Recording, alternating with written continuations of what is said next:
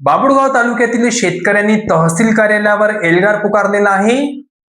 राज्य सरकारने जाहीर केलेल्या पुण्यश्लोक अहिल्यादेवी होळकर कर्जमाफी योजनेतील जाचक अटीमुळे शेतकरी संकटात सापडले असून या अटी रद्द करून सरसकट कर्जमाफी देण्याची मागणी राष्ट्रवादी काँग्रेस शरदचंद्र पवार पक्षाच्या वतीने करण्यात आली आहे. याबाबतचे निवेदन तहसीलदार यांच्या मार्फत देण्यात आले. शासनाने 2019 ते 2026 दरम्यानच्या अल्पमुदत पीक कर्जासाठी 2 लाख रुपयापर्यंत कर्जमाफीचा निर्णय घेतला आहे. मात्र ज्या शेतकऱ्यांनी 2019च्या महात्मा ज्योतिराव फुले कर्जमुक्ती योजनेचा लाभ घेतलेला होता त्यांना आता केवळ 50,000 रुपयापर्यंतच लाभ मिळणार आहे. यामुळे राज्यातील लाखो शेतकरी या लाभापासून वंचित राहणार असल्याचा आरोप यावेळी करण्यात आला.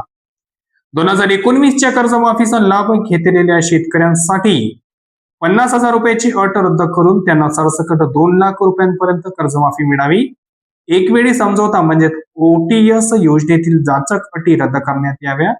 पीक विमा योजनेतील शेतकऱ्यांच्या हिताच्या विरोधातील अटी रद्द करून 1 रुपयात पीक विमा योजना पुन्हा सुरू करावा अशा विविध मागण्या यावेळी निवेदनाद्वारे करण्यात आल्या आहेत. गेल्या 3 वर्षापासून सततची नापिकी आणि नैसर्गिक आपत्तीमुळे शेतकरी आधीच आर्थिक संकटात आहेत.